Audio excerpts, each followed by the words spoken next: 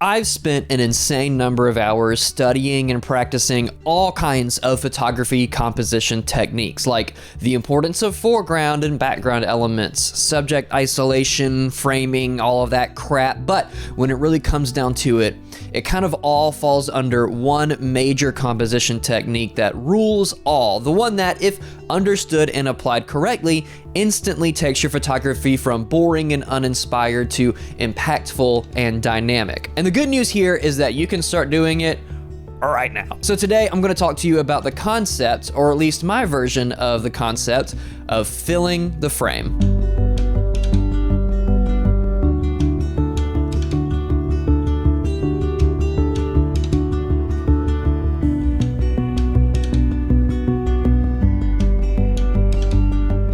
What's up? My name is Walter. I'm a photographer and commercial filmmaker based in the southeastern United States, and on this channel, I'm all about trying to put the fun back into professional photography. So if that's something that revs up your brain, subscribe so you can see more crap from me. So what is fill the frame? I'm not about to sit here and tell you that this is a brand new concept, because it absolutely is not. I actually tried to research if there was anybody in particular who came up with this concept or officially coined the phrase fill the frame, but I came up empty. So if you know who it was or where it came from, please let me know. But regardless of all that, the concept of filling the frame is an extremely powerful one and has been around for a long time. So why am I talking about it on my tiny little YouTube channel as if you've never heard of it? Well, judging from a lot of photography that I see online, both professional and amateur, the concept of filling the frame appears to be a little bit of a lost art, or at least one that a lot of photographers don't seem to be familiar with now. And like most things in the creative fields, filling the frame is simple to understand, yet can be difficult and lengthy to actually master. The official definition of filling the frame is actually pretty self-explanatory. You fill the entire frame of your photo with your subject. And this can look like a super up-close portrait of a person's face, if I get like right here, a macro shot of a flower, maybe an architectural photo with no sky or empty space at all. And those examples are absolutely filling the frame. But I'd actually like to offer up something a little different.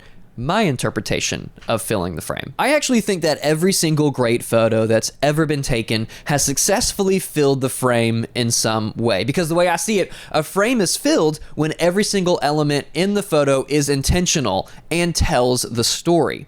I think the quickest way for a photo to lose its impact is when there's any lack of intention behind it. And so maybe this is purely anecdotal based on the photography that tends to come across my computer or my phone screen from other people, but I think this concept has kind of been lost to a lot of modern photographers. And before you start to think that I think I'm better than every other photographer, this whole concept of intentionality and filling the frame is something that I've only recently really started paying attention to myself. Of course, I've always paid attention to my composition according to the basic principles like framing, background and foreground, clear subjects, so on and so forth. But those things are fundamental, for sure, not arguing that. But I think where a lot of people kind of plateau in their understanding and execution of composition is when they understand merely those elements on their own and then never take a step back to look at composition as a whole, as a unifying framework every time they click the shutter button. But once you start thinking this way, I can guarantee your photos will take on a new life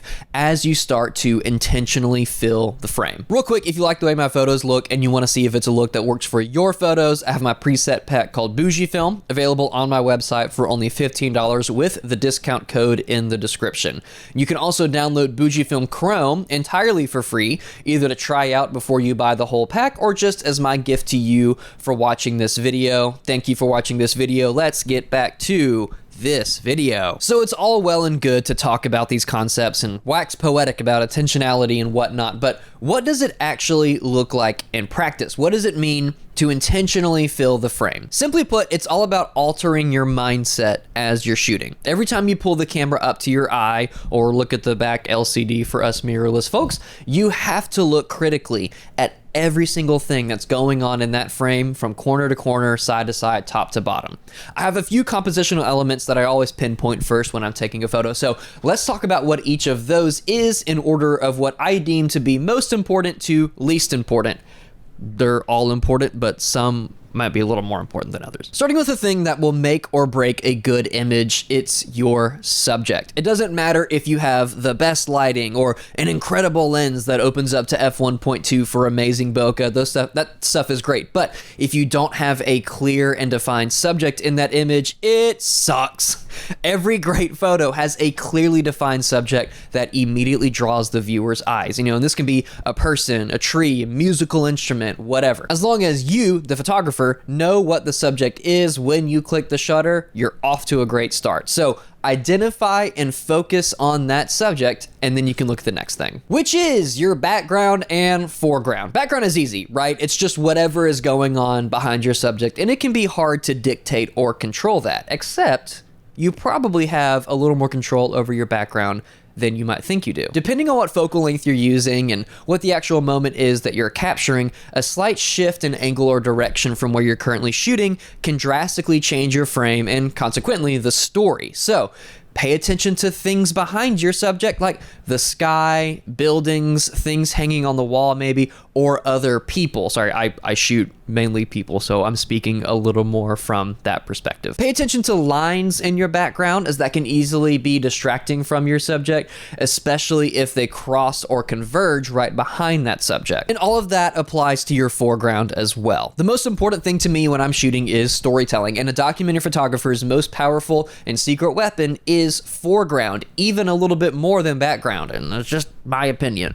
I see a lot of wedding photographers in particular ignore their foreground, or even worse, remove foreground elements on purpose because they think it's distracting or something. And yes, poorly thought out foreground elements can indeed be distracting, but the key phrase here is poorly thought out.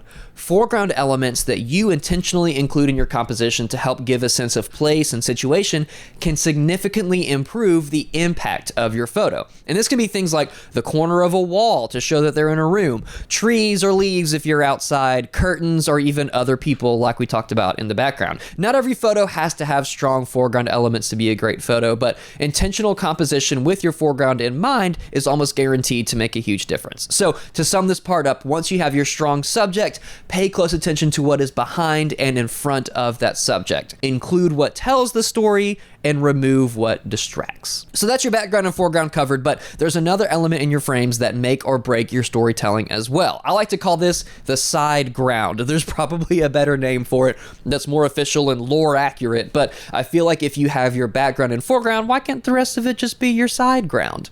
I consider anything that's next to or around your subject to be your side ground. Usually this is something that your subject is interacting with or responding to. Again, I photograph mostly people, so take this how you will, apply it to the subjects you shoot if they're not people. The side ground is very important to me as well, and it's always disappointing to see photographers edit out side ground elements because they're trying to remove distraction. When often those side ground elements, when they're utilized correctly and with intention, they can very much help tell the story in your frame. Removing these elements, especially in post, is usually an indication that you don't think your subject is strong enough to stand on its own, or that you weren't intentionally filling the frame while shooting.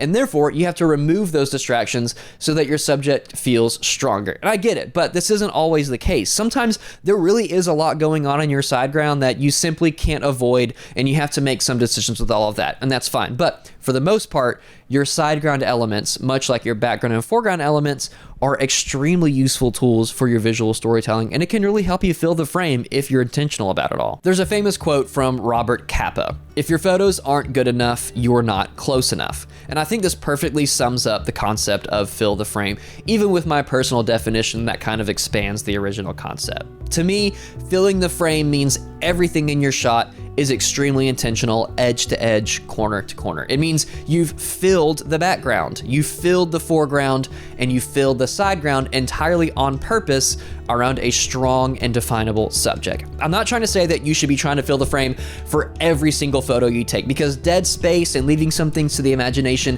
can also be a very powerful tool in your arsenal, depending on the situation and all the other photos that are in that set. I also hope you don't think you have to immediately apply every single one of the things I've talked about all at once. I've been doing photography for 10 years, and only recently have I been able to make some of these things feel like second nature, because just like any skill that's trained and valuable, it takes time. So be patient with yourself, and above all, enjoy the process of learning and getting better. So what do you think about all of this? Do you always try to fill the frame when you're shooting? You know, maybe you think I'm ridiculous for expanding the original concept of filling the frame, and I may as well just call it something else altogether. That wouldn't really bother me, as no one but me gets to dictate how I see things in my own brain, and that's the beauty of art to me. If you want to support me in what I'm doing on this channel, you can do so for free by just liking the video, commenting to keep the conversation going, and because the algorithm likes that.